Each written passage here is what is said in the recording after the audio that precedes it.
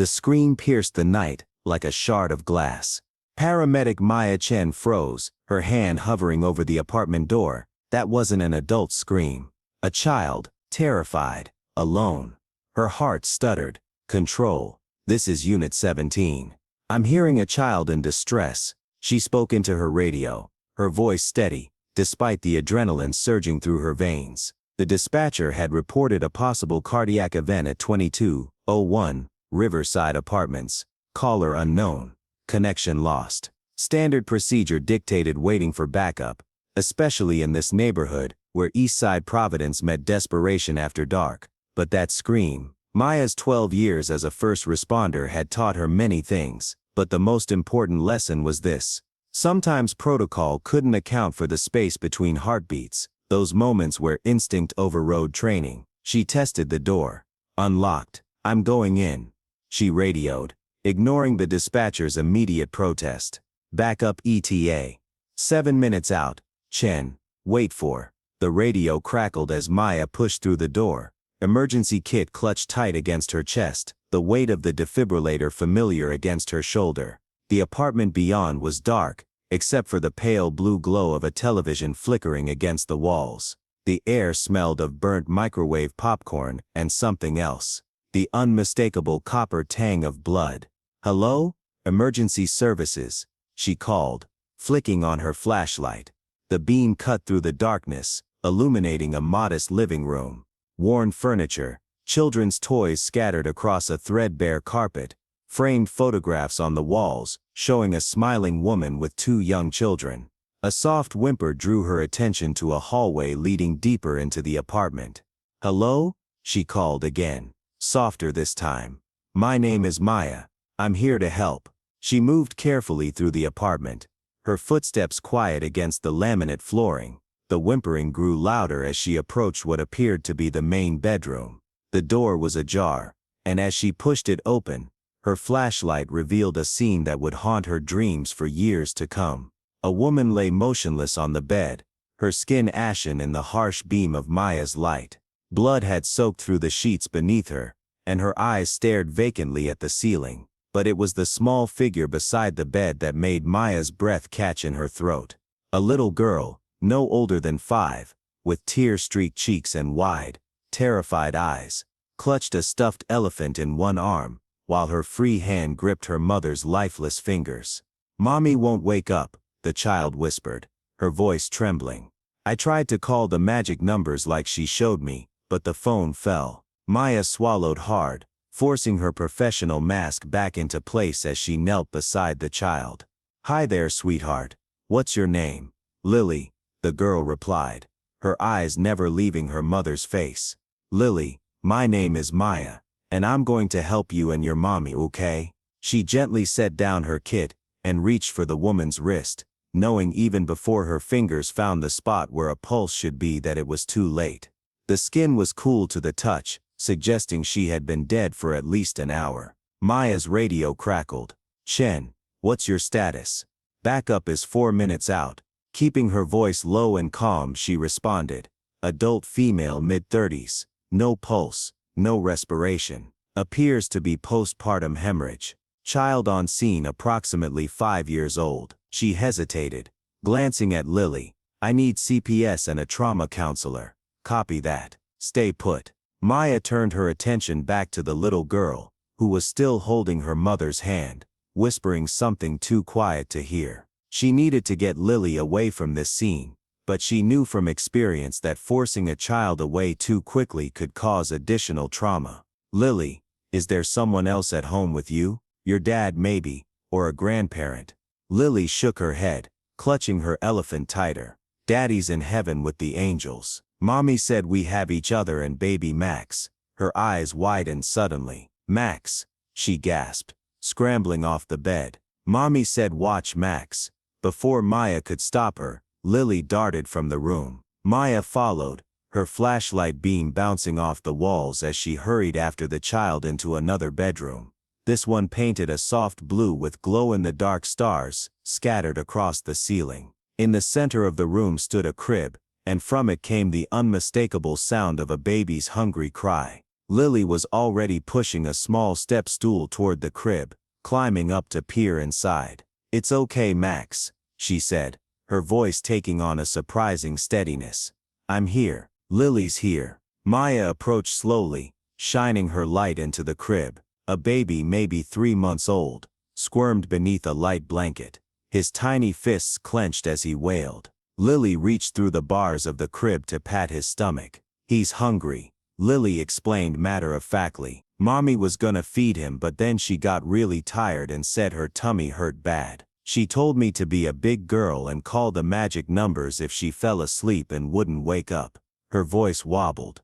"I tried, but the phone was too high, and when I climbed on the chair it fell down." Maya felt her heart breaking for this little girl who had been so brave, who had tried so hard to do what her mother had taught her. She gently lifted the crying baby from the crib, cradling him against her chest. "You did exactly right, Lily," she said, her voice thick with emotion. "You're a very brave girl." The sound of sirens outside announced the arrival of backup. Within minutes, the apartment was filled with emergency personnel, police, additional paramedics, and a social worker who had been nearby when the call came in. As her colleagues tended to the deceased woman, Maya sat on the couch with Lily beside her and baby Max in her arms. The social worker, a kind-faced woman named Diana, explained that they would need to find the children's next of kin. "Lily, do you know if you have any family? Maybe grandparents or aunts and uncles?" Diana asked gently. Lily stared down at her elephant, her small fingers tracing the worn fabric of its ears. "Grandma Jean lives far away. Mommy calls her on the computer sometimes." Diana made a note. "That's very helpful, thank you." Maya felt Lily lean against her arm, exhaustion finally overtaking the child's adrenaline. The baby had settled too, sucking contentedly on a bottle provided by one of the paramedics. "What happens to them now?" Maya asked Diana quietly. "We'll locate the grandmother. Until then, emergency foster placement," Diana replied with a sympathetic glance. "It's never easy, but we have some wonderful foster families who specialize in trauma cases." Maya looked down at Lily, whose eyes were growing heavy, and at the baby nestled in her arms. Something shifted inside her, a sudden certainty that felt both terrifying and inevitable. "I'm certified," she heard herself say. Diana raised an eyebrow. "Pardon?" "I'm a certified emergency foster parent. I completed the training last year." Maya had taken the courses after responding to too many calls involving children with nowhere to go. She'd never actually fostered anyone. Her unpredictable work schedule had always seemed an insurmountable obstacle. But tonight, those credentials felt like destiny. "You know, that's not how this usually works," Diana said cautiously. "There's a process, evaluations." "I know the process," Maya interrupted. "But I also know that at this hour, you're going to struggle to find a placement that can take both children. You'll end up separating them, adding trauma on top of trauma." She met Diana's gaze steadily. "Let me take them just until you locate their grandmother." Diana studied her for a long moment, then sighed. "I'll need to make some calls." By dawn, Maya found herself driving home with 2 car seats installed in her SUV, one containing a sleeping baby, the other a quiet little girl who hadn't spoken since they left the apartment. The night shift supervisor had granted Maya emergency leave, and Diana had worked something close to a miracle with the system, securing temporary emergency placement with Maya for both children pending location of their next of kin. Maya's apartment wasn't prepared for children. The spare bedroom contained her home gym equipment, and she realized with a pang that she didn't own so much as a box of cereal that might appeal to a 5-year-old.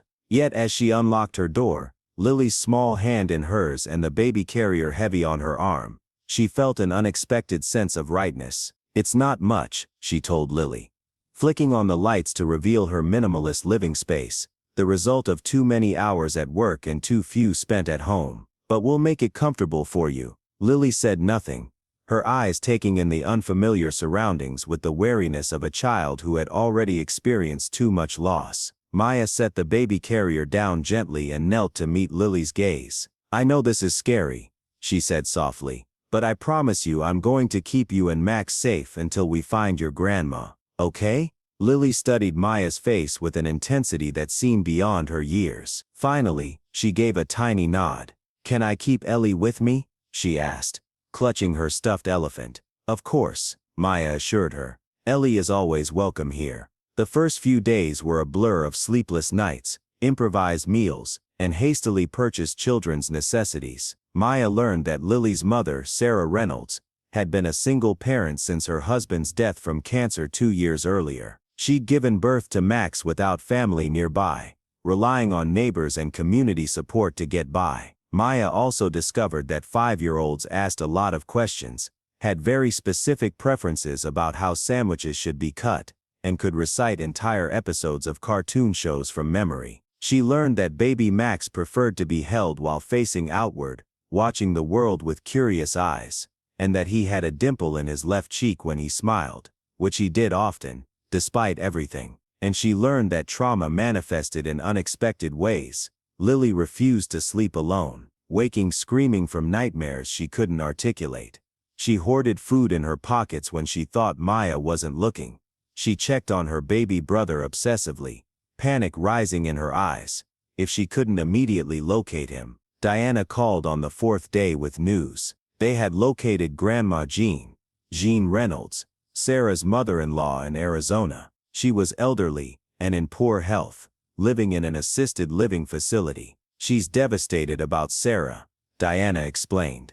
And about the children, of course, but she's not in a position to take them. What about other relatives? Maya asked, her heart sinking.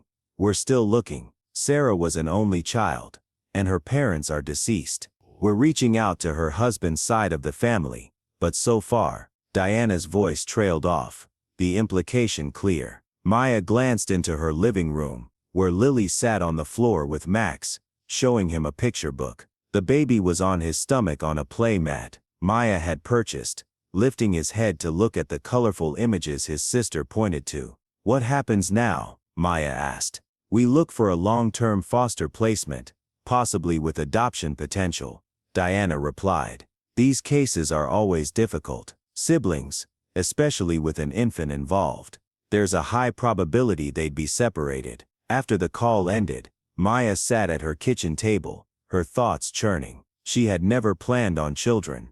Her career had always come first, and the relationships that might have led to a family had always taken a back seat. She worked irregular hours, dealt with high-stress situations, and frequently came home too drained to take care of anything more demanding than her houseplants, several of which had not survived her care. Yet watching Lily with her brother, seeing how fiercely protective she was of him despite her own fear and grief, Maya felt something shifting in her priorities, a recalibration of what mattered most. The following week, she requested a transfer to the day shift and filed paperwork to be considered for long-term foster placement of both children. It was impulsive, perhaps even reckless, but when she tried to imagine handing Lily and Max over to strangers, something in her rebelled. Her apartment began to transform. The home gym equipment was sold to make room for a proper nursery. Colorful artwork appeared on previously bare walls.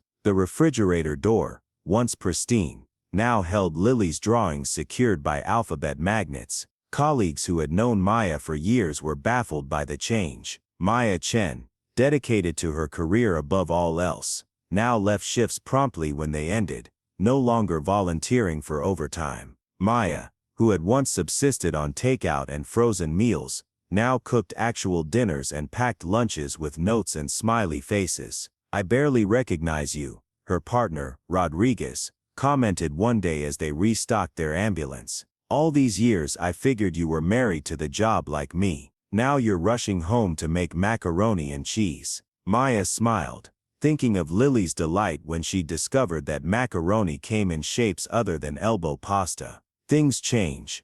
Yeah, but people like us don't usually change this much, Rodriguez said, studying her. You know what you're getting yourself into, right? Those kids have been through hell. The little one might be okay, but the girl, trauma like that doesn't just go away. I know, Maya replied quietly. She thought of Lily's nightmares, of the time she'd found the child hiding in closets when she was frightened, of her hoarding behaviors and anxiety. But she's worth it. They both are. 3 months after that fateful night call, Maya sat in a family court waiting room, her stomach in knots. Today the judge would decide whether to approve her petition for permanent foster care, with the possibility of adoption if no suitable relatives came forward. Lily sat beside her, kicking her legs rhythmically against the bench, dressed in her special occasion dress, a purple affair with sequins that she'd selected herself during a shopping trip. Max, now 6 months old and beginning to sit up on his own, babbled happily in his stroller, waving a teething toy. "Are we gonna stay with you forever now?" Lily asked, her voice small but hopeful. Maya took a deep breath. "I hope so, sweetheart. That's what I'm asking the judge to decide." Lily nodded solemnly. "I asked the stars last night. Mommy said stars can hear wishes if you tell them very quietly." She leaned closer, whispering, "I wished we could stay with you." Maya felt her eyes sting with tears. Over the past months, Lily had begun speaking more about her mother, sharing memories and asking questions. The psychologist had assured Maya this was healthy, a sign that Lily was processing her grief. The nightmares hadn't stopped entirely, but they were less frequent now. "All rise," the bailiff called as the courtroom doors opened. The hearing was brief. The judge, a stern-faced woman with kind eyes, reviewed Maya's petition, the home study reports, and the recommendations from Child Services. Diana testified about Maya's dedication to the children's well-being, the stability she provided, and the progress Lily had made in her care. When it was Maya's turn to speak, she found herself momentarily speechless, overwhelmed by the magnitude of what she was asking for. The responsibility of 2 young lives, the commitment to healing wounds she hadn't inflicted, the promise to love children she hadn't expected. "Miss Chen," the judge prompted. Maya cleared her throat. "Your Honor, 6 months ago, I was a different person. I believe my purpose was defined by my career, by the lives I saved during my shifts. I was good at my job, and I thought that was enough." She glanced at Lily, who was watching her intently. "Then I met these children on the worst night of their lives, and something changed." She described the first time Lily had laughed in her home, a startled giggle, when Maya had accidentally worn mismatched socks. She talked about Max's first tooth, how Lily had been the one to notice it, and had solemnly presented Maya with the discovery, as if offering a precious gem. "I can't replace what they've lost," Maya concluded. "I wouldn't try to, but I can give them stability, safety, and love. I can make sure they grow up knowing their story, all of it, including the parents who loved them first. I'm asking for the chance to be their family." The judge's decision was swift. Pending any emergence of blood relatives willing and able to take custody, Maya would be granted permanent foster care with a path to adoption after 1 year. Outside the courthouse, standing in the autumn sunshine with Lily's hand in hers and Max babbling in his stroller, Maya felt a sense of completion she had never known before. Her phone buzzed with a text from Rodriguez. "Dispatch needs to know if you're available for an overtime shift tomorrow." 6 months ago, she would have immediately said yes. Now, she typed a different answer. "Can't. Taking the kids to the zoo tomorrow. Family day." As they walked toward the car, Lily looked up at Maya, her eyes, so much older than her years, filled with cautious hope. "Does this mean you're our mom now?" she asked. Maya knelt down, meeting Lily's gaze. "It means I'm going to take care of you and Max for a very long time. And if that's what you want, and what the judge says is okay in the future, then yes, I could be your mom." Lily considered this, her small face serious. "I think," she began hesitantly, "I think my first mommy would be okay with that. She always said the most important thing was that me and Max stay together and have someone who loves us very much." She squeezed her elephant tighter. "Do you love us very much?"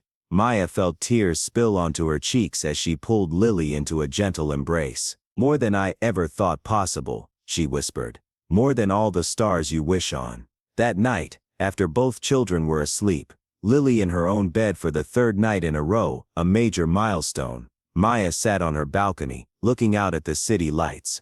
Somewhere out there, Other first responders were answering calls, racing through the night to scenes of crisis and tragedy. She didn't regret her years of service, the lives she had helped save, the difference she had made.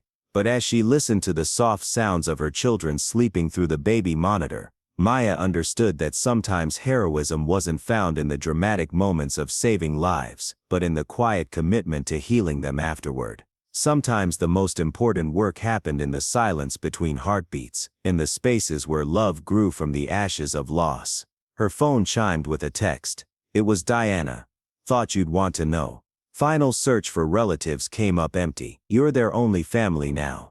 Make it official in 9 months. Maya smiled, tears blurring the city lights into a constellation of possibilities. 9 months, the time it took to create a new life. How fitting that it would be the time needed to officially begin their life as a family. Inside, Lily called out in her sleep, not in fear this time, but with a simple question. Maya, I'm here, she answered, moving quickly to the child's room. I'm right here. Lily's eyes fluttered open briefly, a sleepy smile crossing her face. Just checking, she murmured, already drifting back to sleep. Maya stood in the doorway, watching the rise and fall of Lily's chest, listening to Max's soft breathing from the nursery across the hall. This wasn't the life she had planned. It was messier, more challenging, more exhausting than she could have imagined, and infinitely more precious. Sometimes Maya thought, the most important emergency calls weren't the ones that came through a dispatcher. Sometimes they were the silent ones, the invisible needs that pulled at your heart and demanded a response just as urgent, just as necessary. Sometimes saving a life meant giving your own a completely new direction. And in the quiet of that realization, in the space between one heartbeat and the next, Maya Chen, paramedic, foster mother, unexpected hero, found her truest purpose. If this story touched your heart, don't keep it to yourself. Hit that subscribe button to experience more powerful stories that will move your soul. Share with someone who needs to hear this today. Drop a comment about your thoughts and like to help us create more life-changing content. Your support matters.